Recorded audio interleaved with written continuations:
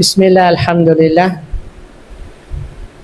Alhamdulillahi Rabbil Alamin wal aqibatu lil muttaqin wa sallallahu ala nabiyyina Muhammad wa ala alihi wa sahabatihi wa man ittaba'ahum bi ihsan ila yaumiddin. Assalamu alaikum warahmatullahi wabarakatuh. Alhamdulillah sa mga pagkakataon na meron tayo at nakakapagtipon-tipon upang magpaalala ng tungkol sa katuroang Islamiko. Sa araw na ito, kukunin natin na isang topic na inshallah ay familiar sa ating lahat ng mga Muslim. Paulit-ulit ito na topic at inshallah ito ay nagbibigay silbi upang paalala para sa ating lahat ang topic tungkol sa kamatayan. Ang pagkamatay ay isang paulit-ulit na topic sa Islam at hindi nakakahiya sa Muslim na ito'y pag-usapan. Hindi rin ito iniiwasan ng Muslim bilang topic. Hindi katulad sa mga Kristiyano na wag muna. Tapos maghahanap sila ng tabla upang kumatok. Ganon. Tayong mga Muslim, binibigyan ng consciousness ang Muslim na pag-usapan palagian ang kamatayan. Kaya sa Jum'ah, ipinapaalala lagi na wala tamutunna illa wa antum muslimun. Huwag kayong mamatay maliban na lamang na kayo ay nasa loob ng Islam o kayo ay mga Muslim. Sa ating mga Muslim, natural ang proseso ng kamatayan. Parte yan ng ating pagkakalikha, parte yan ng ating paglalakbay. Ang mga pamahiin katulad ng pagkatok sa kahoy, ay ipinagbabawal na sa ating mga kamusliman.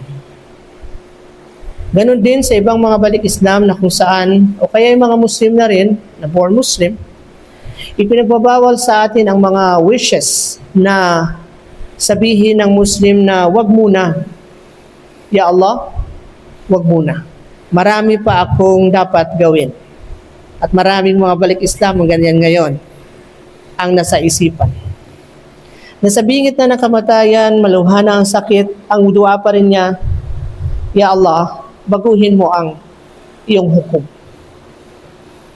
Wag muna, may anak pa akong pinapaaral, may mga utang pa akong binabayaran, marami pa akong responsibilidad dito sa dunya.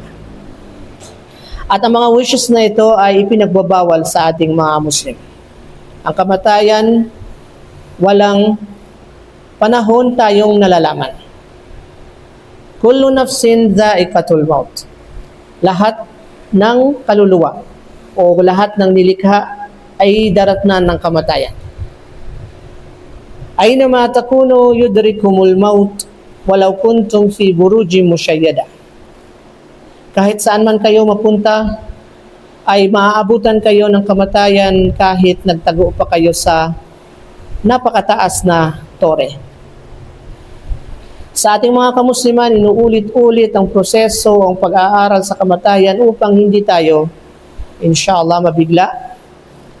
At ang mga Muslim, kung makakita ng kamatayan, ay nagiging isang daan sa kanila upang magpanghawak sa ibada. Sinasabi natin kung kayo ay nanghihina na sa ibada. Kung nanghihina na ang inyong iman, rekomendasyon natin sa inyo, maghanap kayo ng patay. Ganyan parang ka-weirdo ang mga Muslim. Pag ayaw mo na magsala ng Fajr, dahil pagod na pagod ka na, ayaw mo nang magsala 5 times a day, o marami ka nang nilalabag ng mga, marami ka nang nilalabag ng mga batas Islamiko, para makapanumbalik ka, maghanap ka ng patay. Tumayo ka sa harapan ng isang patay at masasabi mong, Alhamdulillah, buhay pa ako, siya patay na. Parang ganon. Ang mga Muslim, ay ganyan. Mula sa hadith ng Rasul sallallahu alaihi wasallam na nagbibigay sa atin ng pasubali o paalala na alalahanin nyo lagi ang kamatayan. Dito, inshallah, ay nakakapanumbalik ang Muslim kay Allah subhanahu wa ta'ala.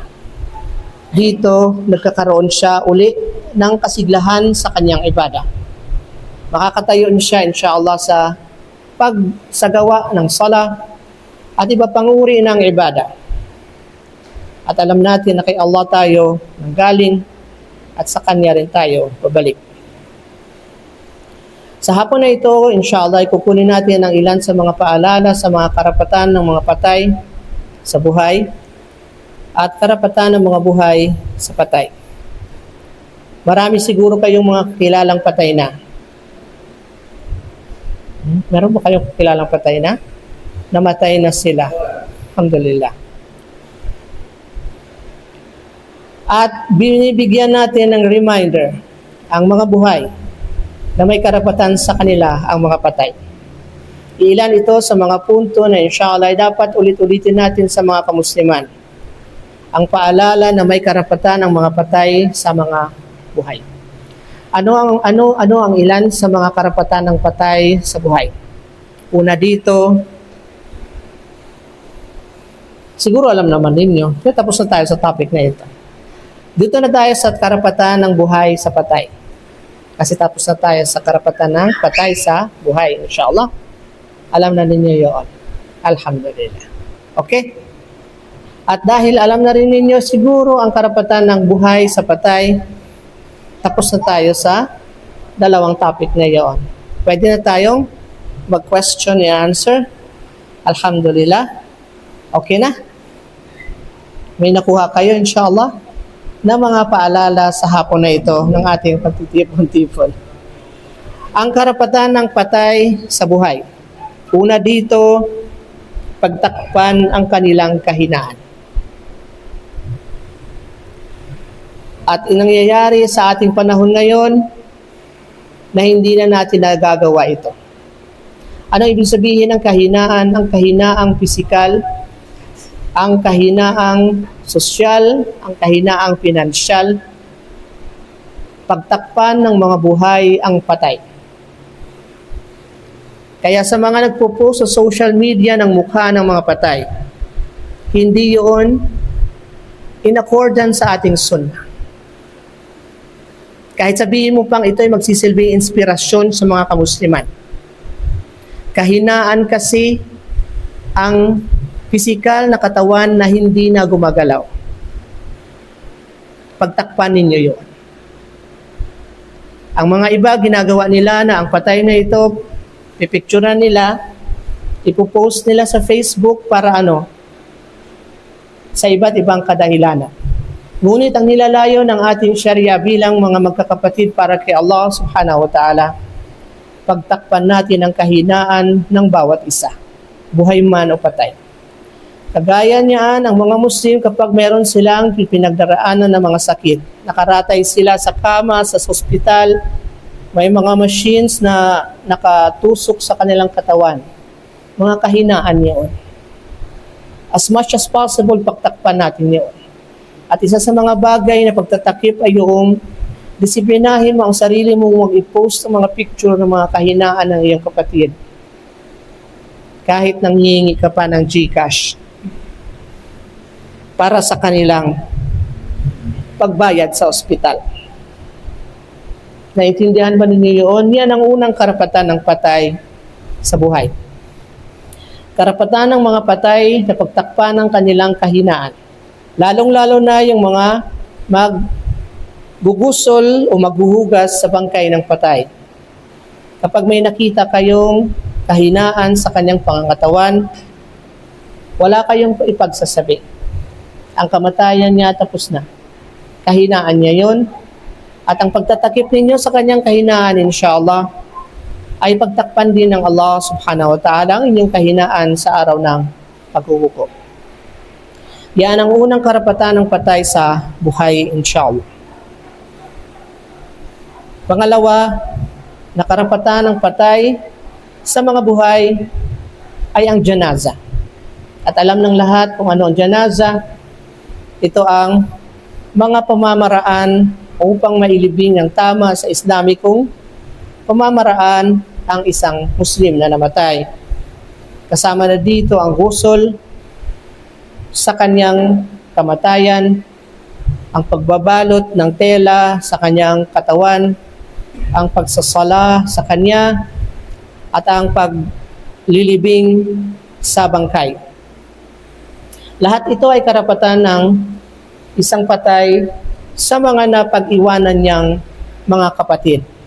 Ang komunidad ay binibigyan ng wajib na obligasyon, fardu kifaya. Ito ay obligasyon ng komunidad na bigyan ng janaza ang nagsisilbing naging kapatid nila sa pananampalataya habang nabubuhay dito sa dunya. So hindi pwedeng iwan na lang. Hindi pwedeng ganun-ganun na lang. Ang mga Muslim ay nag-uunahan sa janaza dahil sila ay tumatayong magiging mga saksi para kay Allah sa araw ng paghuhukom para sa patay na ito. The more kasi na mga taong nakikipag-janaza, the more ang magiging saksi na itong patay na ito sa harap ng Allah subhanahu wa ta'ala sa araw ng paghuhukom ay nabuhay sa dunya bilang isang Muslim. Sila magiging susi inshallah upang mapalakas pa lalo ang kanyang paglapit sa awa ng Allah subhanahu wa ta'ala.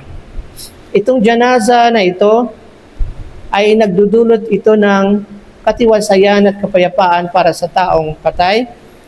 Ganon din na nagkukuha ang mga taong buhay ng kanilang reward. Alam natin na kung sino man na makipaglibing papunta sa makbara o libingan ng mga Muslim ay meron siyang reward na makukuha katulad ng isang malaking bundok. At makakakuha rin siya ng pagpapatawad katulad ng mga malaking bundok. Kaya kung marami kayong pagkakasala, maghanap kayo ng patay. Makipaglibing kayo hanggang sa malibing siya. May reward kayo, may pagpapatawad pa kayong makukuha. Kaya ang mga Muslim, inshallah, sa isang komunidad, kapag may nabalitaan silang miyembro ng kanilang komunidad na namatay, ay agaran silang nakikipag-janaza dito. Dahil pagkakataon ng mga buhay ito, na pagpiestahan itong patay na ito. Pagpiestahan in a sense na nakakuha sila ng reward, nakakuha sila ng kapatawaran. Hindi katulad ng piyesta na ng mga kapya. Kaya dito, ang mga patay na yaan, huwag ninyong pabayaan yan. Sila ang magbibigay sa inyo, inshallah, ng kapamaraanan upang makakuha kayo ng gantimpala. Pangatlo na karapatan ng patay sa mga buhay. Ang pag-alala sa kabutihan ng patay lamang. Kung may miyembro ng komunidad na Muslim na namatay at karumaldumal ang lahat ng kanyang ginawa, meron ba nun? Kung meron mang ganon, ang mga Muslim na buhay ay inuobliga na alalahanin siya, ang Muslim na namatay na yon, sa kabutihan na kanyang ginawa. Sa majority ng mga Muslim, wala silang maisasambit kung hindi ang kabutihan ng tao na namatay. Bilang paggalang, bilang parte ng ating pagiging mga magkakapatid para kay Allah subhanahu wa ta'ala, bilang pagtakip din sa kahinaan ng ating kapatiran, itong lahat na ito ay mamumutawi sa atin, inshallah, ang kabutihan ng kapatid na yan. Pag wala kayong naisip na kabutihan sa kanya, ganun. Di wag na lang kayong magsalita. O parang ganon. Pero wag ninyong alalahanin ang mga kasamaan na ginawa niya dahil namatay na siya. Kasi noong April 30, for example, noong 2024, nagnakaw siya sa bahay ni Muhammad. Tapos andyan pa rin siya, hindi pa siya nalibing. Yung pinag-usapan nyo na lang tungkol sa pagnanakaw niya sa bahay ni Muhammad, mga ganon. So hindi na nararapat sa atin yun. Kinakailangan, ang patay na yan, alalahanin natin siya sa kabutihan na kanyang ginawa. Okay? Pang-apat. Pang-apat na karapatan ng patay sa mga napag-iwanan niya ng mga buhay dito sa dunya ay ang pagtupad sa mga pangako. Ang mga Muslim ay nakatali sila sa pangako. Kapag, especially sa mga awliya, sa mga tagapagmana at tagapagtangkilik ng taong namatay, kapag ang patay na ito ay may mga obligasyong pang-ibada na kanyang nakaligtaan at nagiging kautang niya kay Allah subhanahu wa ta'ala, tuparin ang pagbayad sa mga kautangan na ito sa ng kanyang mga kamag-anak, asawa o anak, o kaya'y mga tagapagtangkilik sa kanyang habang nabubuhay siya sa dunya. Ang ibig sabihin nito, kapag may isang Muslim na may sakit, nakaratay siya sa ospital bilang halimbawa, nadatnan siya sa buwan ng Ramadan at hindi siya nakapag-saum sa buong buwan ng Ramadan ng 30 araw bilang halimbawa, ang kanyang kaanak ng mga Muslim ay magbabayad saum o qada ng saum para sa tao na ito kapag inabutan siya ng kamatayan at hindi niya napagbayaran ang saum o Ramadan. Nabuhay pa siya noon. Itong Muslim na ito na namatay ay may karapatan sa mga buhay na tuparin ang pagbayad sa utang niya kay Allah subhanahu wa ta'ala, katulad ng utang niya sa buwan ng Ramadan. At itong mga utang sa ibada na ito ay utang niya ito kung nabubuhay, habang nabubuhay pa siya sa dunya hanggang sa kanyang kamatayan. Kung may tatay kayo na hindi nakapag-saum ng 30 araw sa buwan ng Ramadan at namatay siya sa taon na yon, utang niya ang buwan ng Ramadan na yon ng 30 araw. Kung may 5 siyang kaanak na gustong mag-saum o magqada, magbayad utang sa saum na yon, pwede nilang paghati-hatiin ang 30 araw na yon. 6 na araw sa 5 katao, 30. O kung isa lang ang tao na yon, pwedeng siya isa lang sa 30 araw. Siya ay magsasaum para sa kaniyang ama na namatay sa qada para sa buwan ng Ramadan. Ito ang pagtupad sa pangako na o kaya'y pagkakautang kay Allah subhanahu wa ta'ala.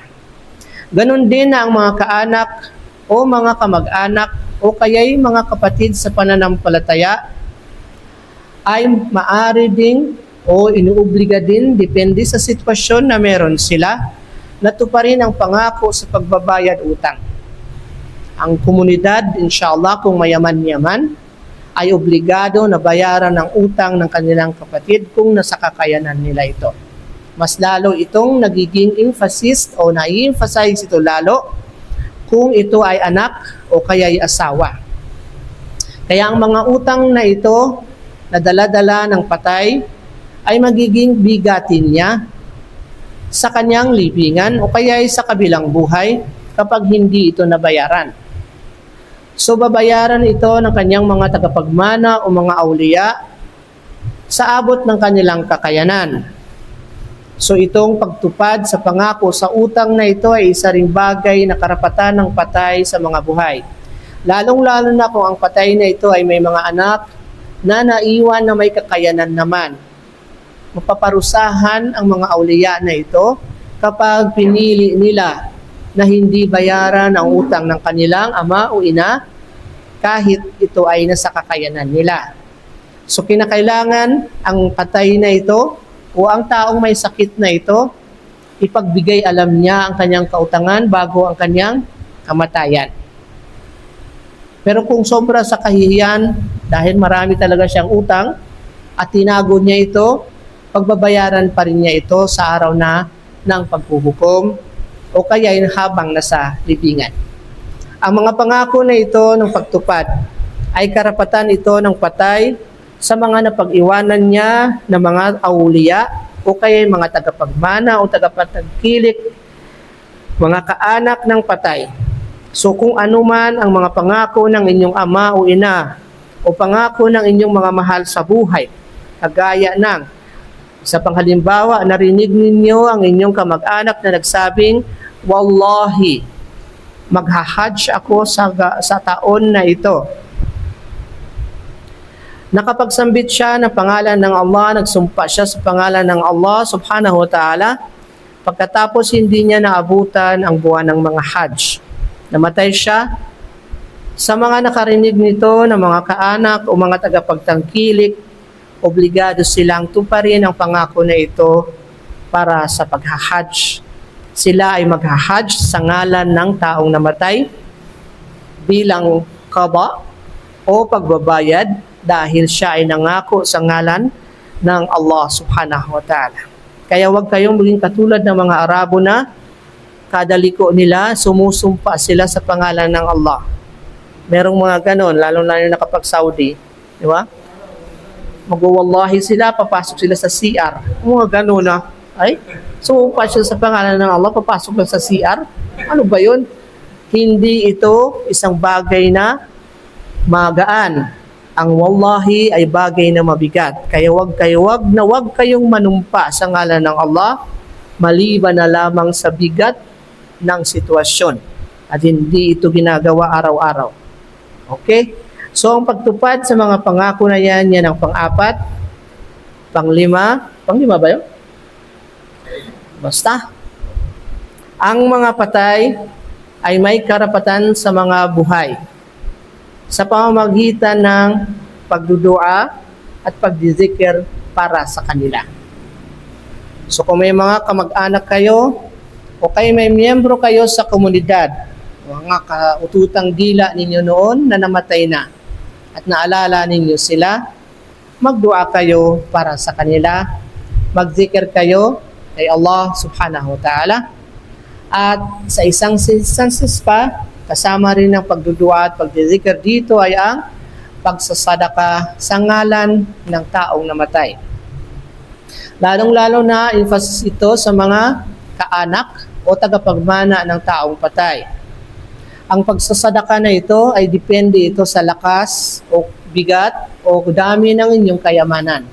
Kung hampas lupa naman kayo, wala kayong maisasadaka na pera. Alhamdulillah.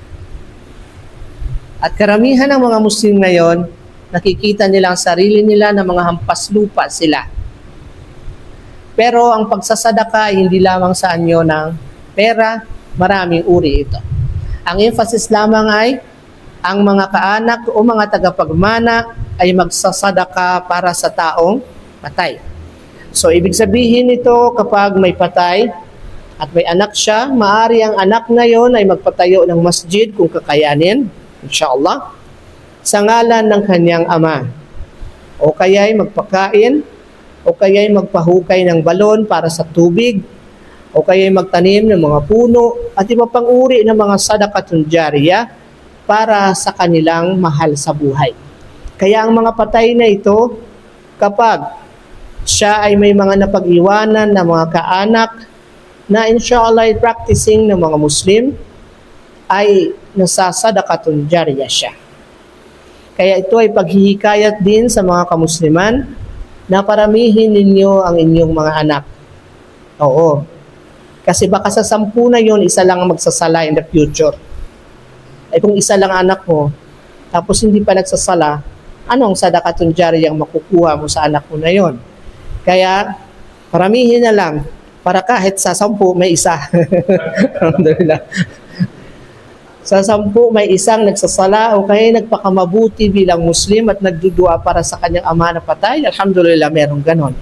Ganon din na napakahalagang ipaalala na ang mga anak ninyo ay bigyan ninyo sila ng aral, itayo ninyo sila sa panuntunan ng Islam upang inshallah may sadaka kayong makukuha kahit namatay na kayo.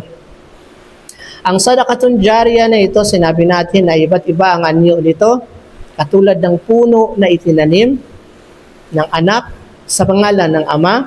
Kung ang puno na yan ay nakatayo pa rin kahit ilang taon na at namatay na rin ang anak na nagtanim nito, ang sadaqatun jariyah na ito, sa pangalan ng ama na yon ay napupunta pa rin ang reward sa ama na namatay na. So magandang bagay na magpaikot-ikot tayo ng sadaqatun jariyah na ito kasi ito ay isang insurance in a sense sa atin kung nasa ikhlas ang ating pagtatayo ng mga sadaqatun jariyah na ito na kahit patay na ay may nag-flow pa rin o may nagdadagdag pa rin sa kaban ng gantimpala na ating nakukuha mula kay Allah subhanahu wa ta'ala. Iba't iba ang anyo nito, kaya kayo bahala. Pero kung sinabi natin kanina, hampas lupa kayo, ano ang sadaqatun jariyah ninyo? Paano to? Pang-anim dito ay karapatan ng mga patay sa mga buhay. Lalong-lalo na kung miyembro sila ng inyong komunidad, bisitahin ninyo sila sa kanilang himlayan. Time and again. Pero marami sa atin ngayon ang hindi na nakakabisita sa kanila. Kasi ang excuse ng iba sa atin, busy ako. Ang excuse ng iba sa atin, nilibing siya doon sa malayo eh. Paano pupuntahan yun? Huwag na. May effort pa. Masyadong mainit na hindi ko mapupuntahan mga ganon. At ang pagbisita sa kanila ay hinihikayat, katulad ng sinabi natin upang makaalala tayo na tayo ay papunta din doon sa lugar na kung saan nauna lang sila. Magsalam kayo sa mga nakahimlay doon sa libingan kung hindi ninyo alam ang dua. So pupunta kayo sa libingan, hindi talaga alam ang dua. So, in a sense, kung mayroon kayong konting katangahan o sobrang katangahan, ang pinaka-minimum na gagawin ng Muslim dahil sa katangahan, magdrama na naman ng iba sa mga salita ko na ito, magsalam na lang kayo sa mga nakahimlay. Sabihin niyo, Assalamu alaikum. Tapos na. Yun ang pinaka-minimum. Pero may dua talaga na mahaba ng konti na inshallah bago kayo pumunta sa mga libingan, ay magbasa-basa muna kayo para ma-memorize ninyo yun, inshallah. At itong iilan sa mga paalala na ito ay karapatan ng patay sa mga buhay. Marami pa yon, pero ito lang kukunin natin na 6. Parang napakarami na nga eh. Ang mga karapatan naman ng buhay sa patay. May karapatan ba ang patay sa buhay? May mga karapatan ba ang karapatan ng buhay sa patay. Marami din ito at inshallah pwede ninyong i-reverse yung kaninang sinabi natin tungkol sa karapatan ng patay sa buhay at yun na yun, inshallah. Kasi 10 minutes lang tapos na tayo. Sobra na tayo. Ang mga naiwanan o nakasaksi ng kamatayan ng isang tao ay inshallah kukuha ng aral mula sa kamatayan ng kanyang kapatid. So ang mga patay na yan, huwag kayong matakot tingnan ang mga mukha nila. May mga balik Islam ngayon, ayaw tumingin sa mukha ng mga patay ng mga Muslim. Dahil sabi nila, baka multuhin daw sila mamayang gabi. Baka daw hindi sila makatulog at maalala ang mga palatandaan niya ng kahinaan ng iman. Baka kasi multuhin. Mga ganun na nakakatakot kasi mga idea ng mga kafir yan. Ideyaan ng mga Kristiyano talaga na nakakatakot ang mga bangkay. Sa ating mga Muslim, ang patay na yan, wala yang may dudulot na kabutihan o kasamaan sa atin. Bagkos, nakakakuha tayo dyan ng aral sa kanilang pagkamatay. Nagre-remind sila sa atin na ang buhay na ito ay may hangganan. Ang aral na hindi dapat tayo magkaroon ng sobrang pagpaplano ng haba ng buhay dahil walang pinipiling oras o sitwasyon. Kung kamatayan na nakatakda ay hindi ito pwedeng madelay. Kung kalusugan, marami ang namatay na malusog. Kung may sakit, marami din namatay na may sakit. Marami ding hindi namatay na malusog. Marami ding hindi namatay na may sakit. Ganon din sa katandaan o pagiging bata. Ganon din sa tagal o kayamanan o kaya'y kahirapan. Hindi natin talaga alam kung kailan darating ang kamatayan. Ang aral na ito, inshallah, sa pagkamatay ng ating kapatid ay aral upang makapanumbalik tayo kay Allah subhanahu wa ta'ala. Magdua kayo kapag nakakita kayo ng patay. Dahil mga moments ito, inshallah, na kayo ay lumalapit sa pag-aalala kay Allah subhanahu wa ta'ala. Mga mawqif o mga standpoint ninyo ito sa buhay, inshallah, na malapit-lapit kayo sa ikhlas. Okay? Baka kasi, tumayo kayo sa harap ng patay at alam ninyong merong camera sa likod, binandahan nyo talaga ang inyong pagdudua kasi kailangan maganda ito sa my day ko mamaya. Ganon. At itong mga bagay na ito ay nagbibigay sa atin ng punto na ang patay ay maaring isang pamamaraan o ginaganap ito na tool sa atin upang ang dua natin ay mapalapit kay Allah subhanahu wa ta'ala. At ang paghahanap ng baon, ng dagdag na baon, pinapaalala sa atin lagi ito na wa khairuz zadi at taqwa. Ang pinakamainam na baon sa ating paglalakbay ay ang taqwa. Napapalakas ang taqwa ng isang Muslim sa harap ng patay. The more na may patay, the more inshallah na nagkakaroon ng taqwa ang isang Muslim. Kaya kung may patay dito, isa lang, at may patay doon 5, mas maganda pumuntahan ninyo ang 5. Kasi mas marami kayong patay na makita bilang mga Muslim. Parang weirdo ang salita na ito. Pero sa isang Muslim, na magkakaroon ng multiplying effect ito. Na marami silang namatay. Alhamdulillah, buhay pa ako. May pagkakataon pa ako na pwedeng makaganap ng ibada para kay Allah subhanahu wa ta'ala. Bilang panghuli, mga paalala o advice sa ating mga naiwanan. Unang-una dito, avoid procrastination. English. Avoid procrastination. Ang aral ng mga patay sa mga buhay, unang-una, avoid procrastination. Ang ibig sabihin nito, yun. Avoid procrastination.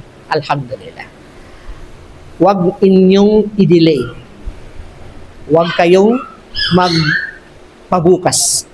Kung anong pwede nyo nang gawin ngayon na mabuti, gawin na ninyo.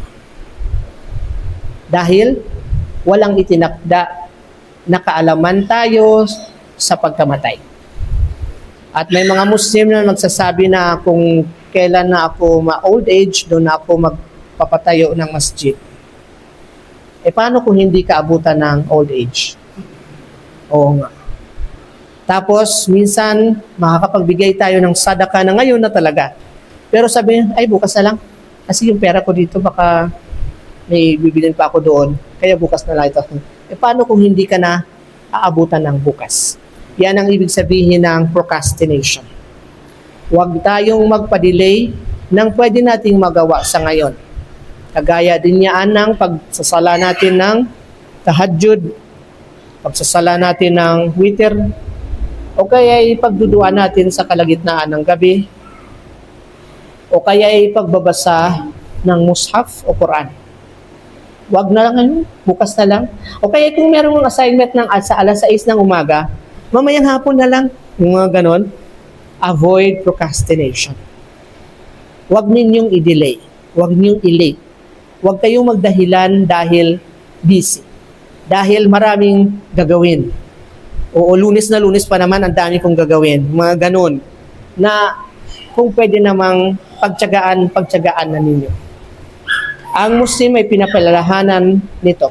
Maraming Muslim ngayon ang hindi nagtatahajjud, hindi sila nagwiwitr. At maraming balik Islam ang hindi nakakabasa ng mushaf. Dahil Ewan ko, sobrang procrastination talaga yun kasi matanda na sila, ayaw pa nilang mag-aral. Ano pang dinilid? Na-delay na nga, dinilay pa lalo. Sobrang pagka-delay-delay. Ang nangyari, ayun, wala. Hindi nakapagbasa tuloy ng mushaf. So sa Muslim, ating alamin na kung pwedeng gawin na ngayon, gawin na ngayon. At may mga hadith na sinasabi na kung araw na ng paghuhukom, sisikat na ang araw sa hilaga. Saan ba? Saan ba talaga? Sa kanluran. Kung sisikat na ang araw sa kanluran at kaya nyo pang magtanim ng isang butil ng puno o halaman, itanim pa ninyo. Dahil kabutihan pa yun. Marami sa atin, ay, yamul kayaman na, bakit ko pa ito tatanim? Wag na. Masisira dito mamaya. Avoid procrastination. Yan ang ating advice. Ang mga patay na ito, inshallah, ay nagbibigay sa ating paalala na may gagawin akong kabutihan, hindi ko dapat i-delay. Pangalawa dito, drop the greed. Okay, English pa rin. Drop the greed for materialism. Talikuran ninyo ang kasakiman sa makamundong mga bagay. Dahil alam natin na wala tayong madadala sa kamatayan, maliban sa mga mabubuting gawa. Ang kayamanan na yan, ang mga kamag-anak na yan, ang mga mahal sa buhay na yan, hindi yan mag-volunteer na isasama sila sa libingan. Hindi yan, Papa, mahal kita, pero hindi yan tatalon doon sa bukay mo. Ganon. Ikaw lamang mag-isa ang ililibing. At kahit sabay pa kayo namatay, isa-isang libingan yan, usually. Generally, isa-isa lang talaga. Hindi mo pa rin makakasama ang mahal mo sa buhay kahit magkasabay kayong namatay. Mag-isa ka pa rin. So kung sobra ang pagmamahal ng isang Muslim sa mga kayamanan na kanyang mapang-iwanan, sobra ang kanyang pag-asa na sana wag na muna akong mamatay. Itong mga bagay na ito ay taliwas sa mga aral Islamiko. Drop the greed for materialism. Kaya na kailangan handa tayong iwanan ang mga ito. At kung nasa isipan mo pa rin na hindi mo pa kaya, ibig sabihin noon may kakulangan ka pa rin sa pagsunod sa mga patakarang Islamiko. Kapag nakikita mo pa rin na itong mga bagay na ito ay mga mahahalaga sa iyo, ito ay mga ilusyon lamang o himahinasyon lamang natin. Pangatlo dito, inshallah, let go. Let it go. Drop the drama and let go of resentment. Maraming mga Muslim ang ganito ngayon. Ang mga patay ay nagbibigay sa atin ng paalala na huwag na tayong magdrama. Please, inshallah. Huwag tayong mabuhay na meron tayong hinagpis at hinanakit. Lalong-lalo sa ating mga kapatid. Kung mamatay ka bukas, nadala-dala mo yung hinagpis at hinanakit kay Abdullah, hindi mo na yan maibabalik pa.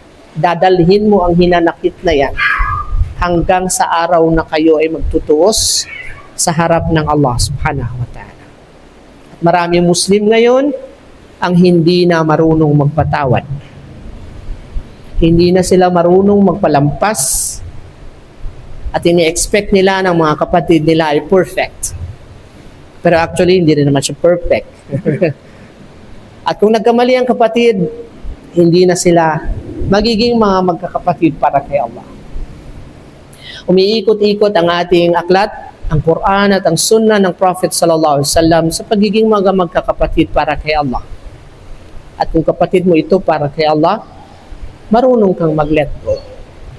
Marunong kang tumalikod sa mga bigatin na meron ka.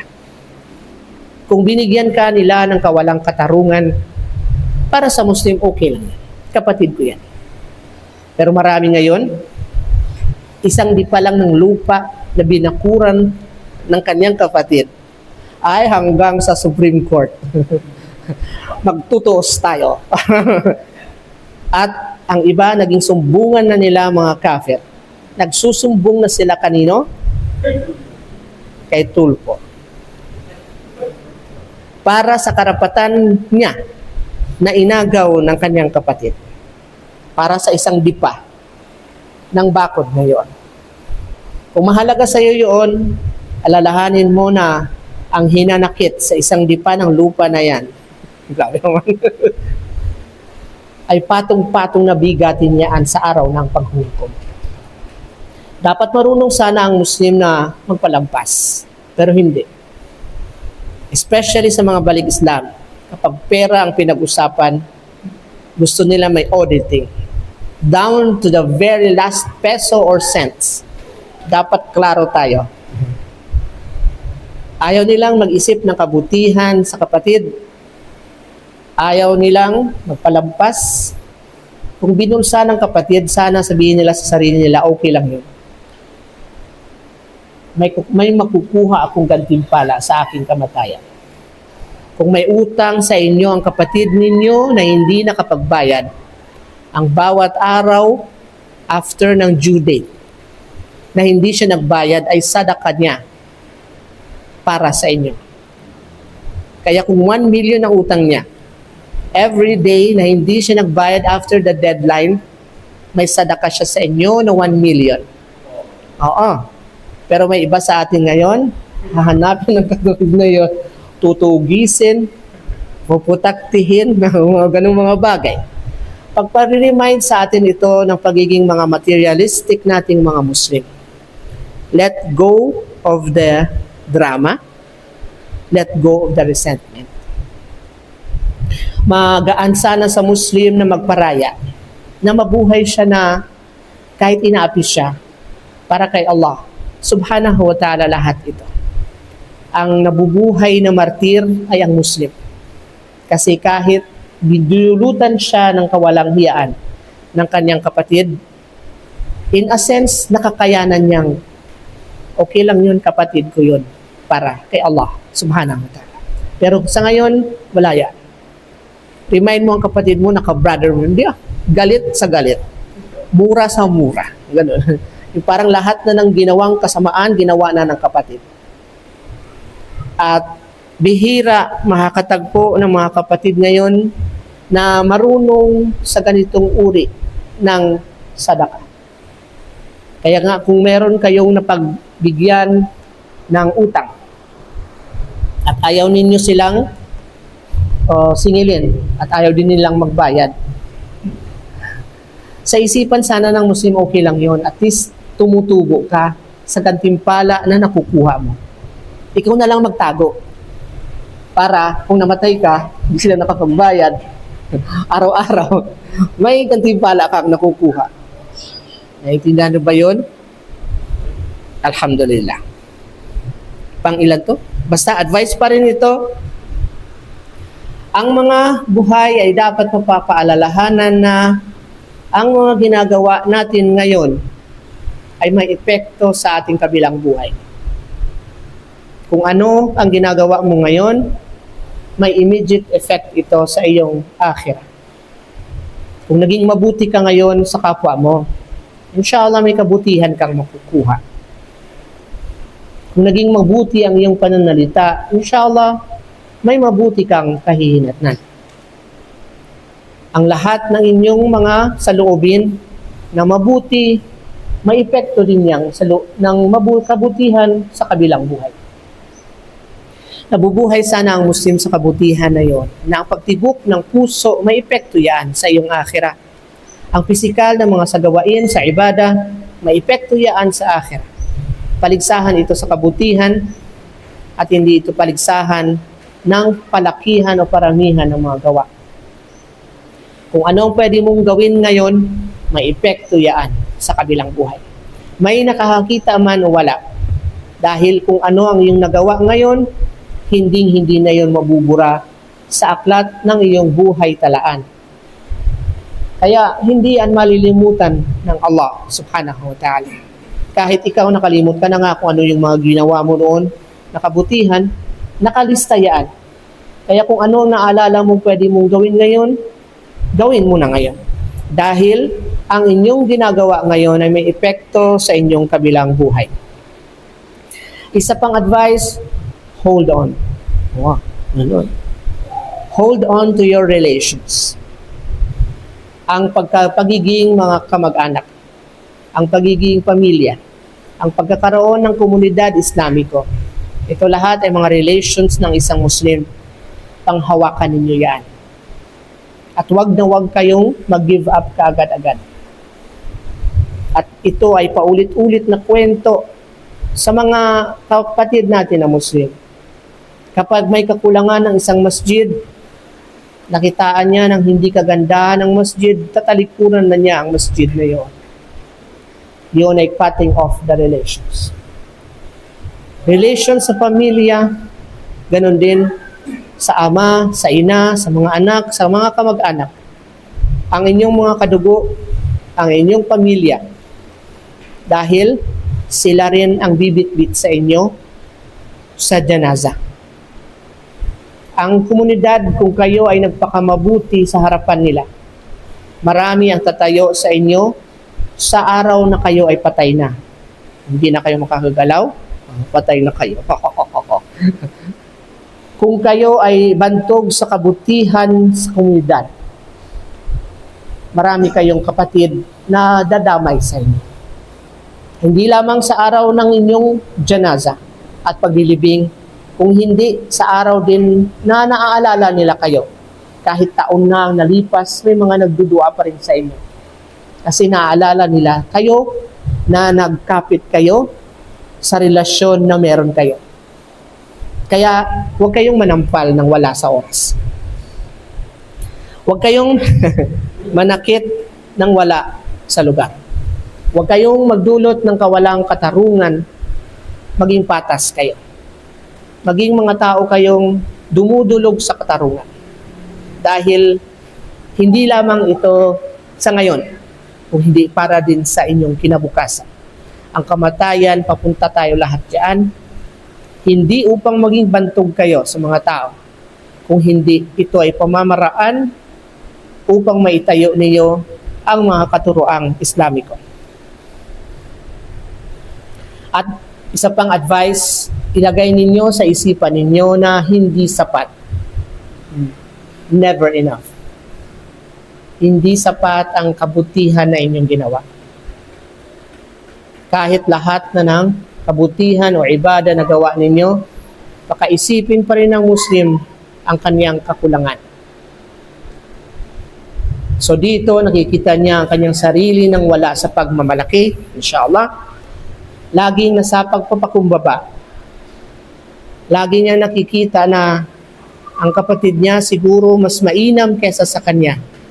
Dahil pag nakita ng Muslim na mas mabuti ako sa aking kapatid, pag anyan ang nasa isipan ng Muslim, nagmalaki siya. Kailangan pakaisipin lagi ng Muslim na may kulang pa. Baka ang pakikitungo ko kahit nagpakamabuti na ako, baka meron pa rin akong natuligsa. Baka meron pa rin akong natapakan na karapatan na hindi ko nalalaman. So it's still a growth para sa Muslim. Hanapin ninyo ang pagpapakamabuti dahil hindi ito sapat. At ang kasapatan lamang ay makukuha natin kung ginawang sapat ng Allah subhanahu wa ta'ala. Pero ano ang surety natin na sapat na ang ating 5 times salah? Ano na ang surety na sapat na ang ginawa nating kabutihan? Ang saumu Ramadan, ang pagbibigay ng sadaqah o zakah, ang pagka-hajj at pag-umrah, pagpapakabuti natin sa ating pamilya, mga kaanak at mga kasamahan, sapat na ba yun? Baka hindi pa. Upang, inshallah, hindi tayo magmalaki. Upang hindi natin maisip na may kabutihan tayo. Dahil yun ang simula ng ating pagmamalaki. Isa pang advice, ang Muslim is ready to die. At yun ay emphasis ng Quran at ng Sunnah. Ready to die ang Muslim before dying. Handa ang Muslim na mamatay kahit hindi pa siya naghihingalo. Isipin ng Muslim ang ganitong klaseng statement kasi wala tayong kaalaman sa oras ng kamatayan.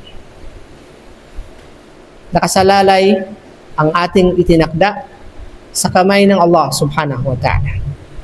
Kaya isipin ng Muslim ito lagi upang magkaroon siya ng agam-agam, upang inshallah lahat ng bukas na sinisikatan ng araw ay parang huling araw na niya.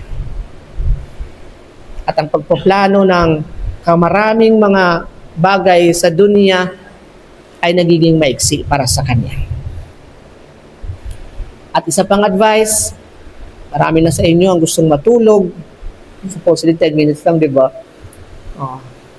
Sadaqatun jariyah. Habang buhay pa kayo, maghanap kayo ng sadaqatun jariyah. Depende sa sitwasyon ninyo. Okay?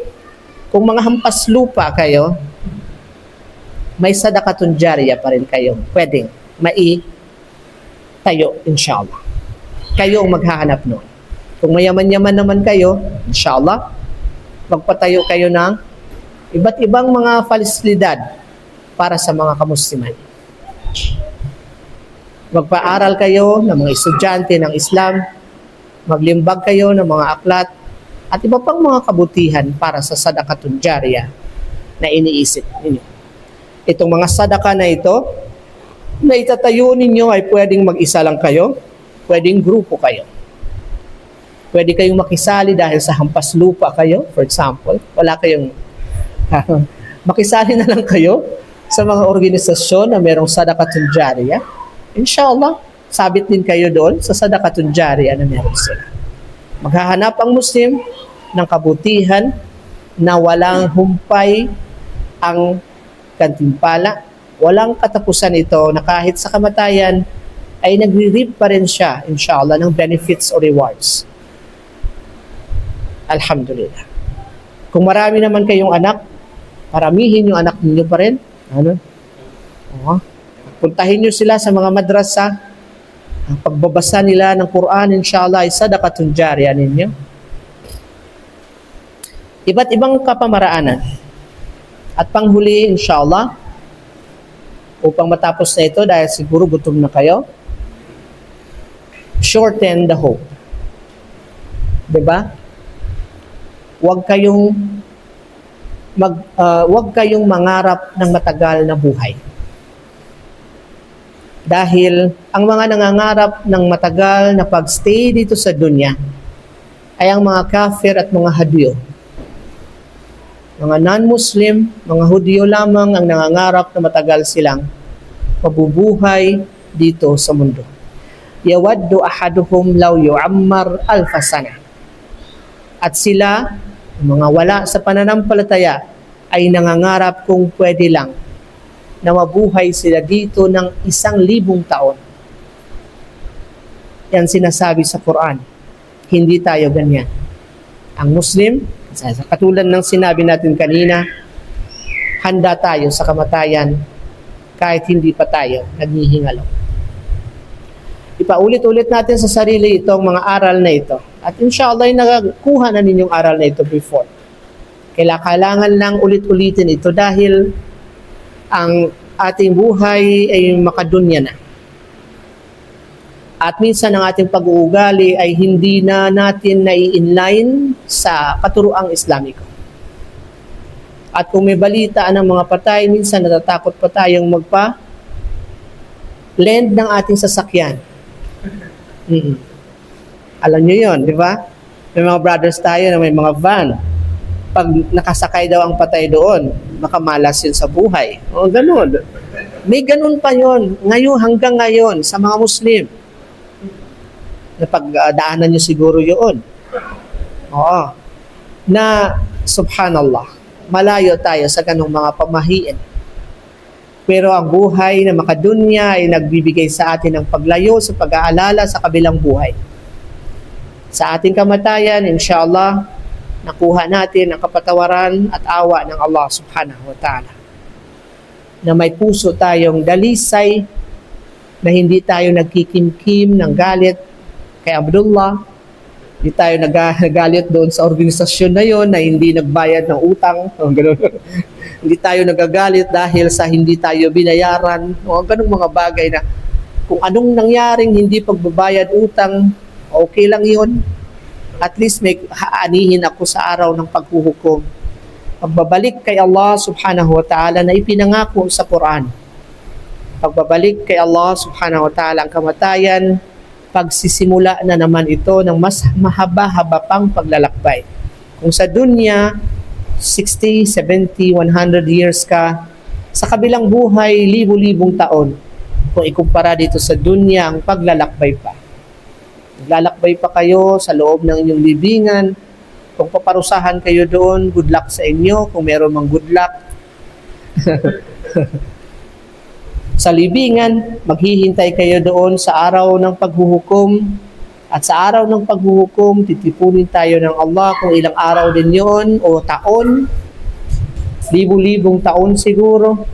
Pagkatapos, maglalakbay ka pa sa sirat. At iba sa atin ay libu-libong taon din ang paglalakbay sa sirat na kung saan na sa paanan natin ay gahiblang buhok na daraanan na singtalas ng pinakamatalim na espada na merong lumalagablab na apoy.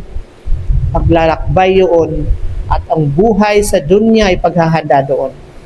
So ano nang naitanim ninyo upang inshallah may mga baon kayo sa kabilang buhay.